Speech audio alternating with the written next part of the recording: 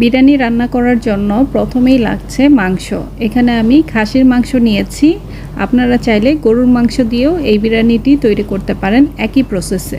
মাংসগুলো আমি ধুয়ে ছোট করে পিস করে কেটে নিয়েছি আর হাড় চর্বি সহই নিয়েছি। তো মাংসটাকে কিছু মশলা দিয়ে এখন ম্যারিনেশন করে রাখবো। বাটিতে নিয়েছি 1.5 টেবিল চামচ আদা বাটা ও 1 টেবিল চামচ রসুন বাটা। মাংসের মধ্যে দিয়ে দিচ্ছি 1 চা চামচ মরিচের গুঁড়ো দিয়ে দিচ্ছি।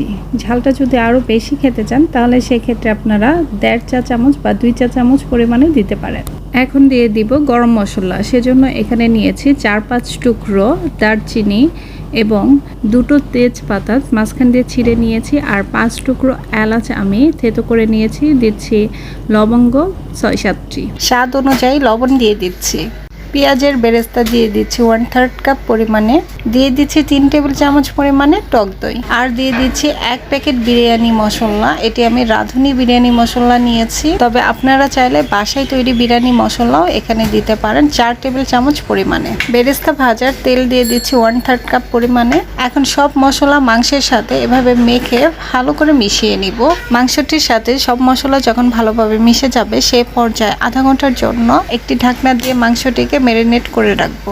ফিরে আসলাম আধা ঘন্টা পর। এখন এই ম্যারিনেট করা মাংসটাকে রান্না করে নিতে হবে। সেজন্য চুলায় আমি একটি প্রেসার কুকার নিয়েছি, তবে আপনারা চাইলে যে কোনো হাঁড়িতে এই মাংসটাকে রান্না করে নিতে পারেন। প্রেসার কুকারের ঢাকনাটা লাগিয়ে দিয়ে চুলার আঁচ মিডিয়াম টু লো হিটে দিয়ে আমি মাংসটাকে রান্না করে নিব 5 মিনিটের মতো। 5 মিনিট পর দেখুন মাংসের অবস্থা। মাংসটাকে এখন নেড়ে চেড়ে ভালো করে কষিয়ে নিব। মাংসটা ভালো মতো কষানো হয়ে গেলে দিয়ে দিচ্ছি 2 কাপ পরিমাণে পানি। একটু নেড়ে চেড়ে দিয়ে প্রেসার কুকারের ঢাকনা দিয়ে চুলায় জাল করে নিব যতক্ষণ না পর্যন্ত মাংসটা ভালো মতো সেদ্ধ হয়ে যাচ্ছে। এরই ভিতরে ঢাকনাটা খুলে কয়েকবার নেড়ে চেড়ে দিতে হবে আর খেয়াল রাখতে হবে অবশ্যই মাংসটা যেন পুড়ে না যায়। তো মাংসটা আমার ভালো মতো সেদ্ধ হয়ে গিয়েছে এবং পানিটাও অনেকটা কমে আসছে। সে পর্যায়ে দিয়ে দিচ্ছি ভেজে রাখা আলু। এই আলুটা আমি তেলের মধ্যে হালকা একটু লবণ দিয়ে ভেজে নিয়েছি। এখন আলুটা মাংসের সাথে নেড়ে চেড়ে দিয়ে কষিয়ে নিব যতক্ষণ না পর্যন্ত আলুটাও সেদ্ধ হয়ে যাচ্ছে। তো দেখতেই পাচ্ছেন মাংসটা আমার ভালো মতো কষানো এবং সেদ্ধ হয়ে গিয়েছে। এখন আমি চুলা থেকে মাংসটাকে নামিয়ে নিচ্ছি। এখন আমি বিরিয়ানির রাইস তৈরি করে নিব। সেজন্য অন্য একটি হাঁড়ির মধ্যে দিয়ে দিচ্ছি 1/3 কাপ পরিমাণে সয়াবিন তেল। তেলের মধ্যে দিয়ে দিচ্ছি 2টি পেঁয়াজ কুচি, দিয়ে দিচ্ছি 4-5টি দারচিনির টুকরো, 5টি এলাচ দিয়ে দিচ্ছি। এটি আমি একটু থেতো করে নিয়েছি। দিয়ে দিচ্ছি 2টি তেজপাতা। এখানে আমি তেজপাতাটাকে একটু ছিঁড়ে দিয়েছি। এখন নেড়ে ছেড়ে হালকা ভেজে নেব। খুব বেশি ভাজার কোনো দরকার নেই। যখন গরম মশলা থেকে সুন্দর একটি গন্ধ বের হবে সে পর্যায়ে দিয়ে দিতে হবে পোলাওয়ের চাল। চালটিকে আমি আগে থেকে ধুয়ে স্ট্রেনারে ঝরিয়ে রেখেছি। আর এখানে আমি পোলাওয়ের চাল নিয়েছি 3 কাপ পরিমাণের। এখন চুলার আঁচ মিডিয়াম টু হাই হিটে রেখে চালটিকে অনবরত নেড়ে চেড়ে ভেজে নিতে হবে। এভাবে 4 থেকে 5 মিনিট চালটা ভেজে নেওয়ার পরে একসময় নিজেই বুঝতে পারবেন চালটা অনেকটা ঝরঝরে হয়ে গিয়েছে। সে পর্যায়ে দিয়ে দিতে হবে 1 টেবিল চামচ রসুন বাটা এবং 1.5 টেবিল চামচ আদা বাটা। আদা রসুনকে আমি এখন চালের সাথে ভালো করে মিশিয়ে নিচ্ছি এবং আবারও 3 থেকে 4 মিনিট ভালো করে চালটাকে ভেজে নিতে হবে। এখন আমি 6 কাপ পানি দিয়ে দিব।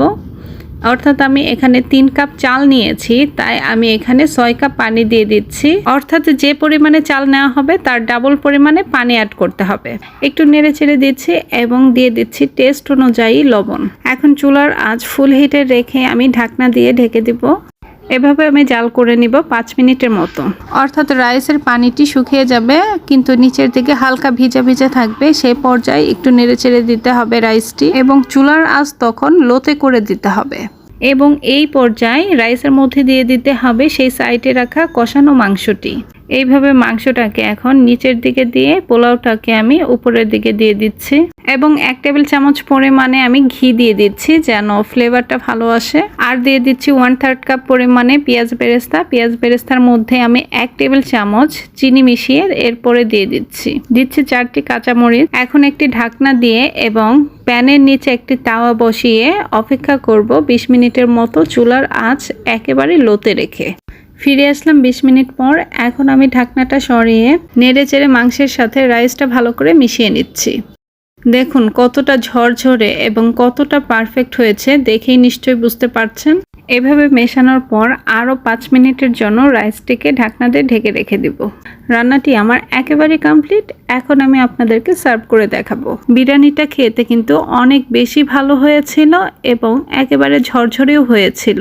আমার এই রেসিপি যদি ভালো লাগে অবশ্যই আমার চ্যানেলটিকে সাবস্ক্রাইব করে রাখুন, তাহলে যখনই আমি কোনো রেসিপির ভিডিও আপলোড করব সবার আগে পৌঁছে যাবে আপনার কাছে। সবাই ভালো থাকবেন। আল্লাহ হাফেজ।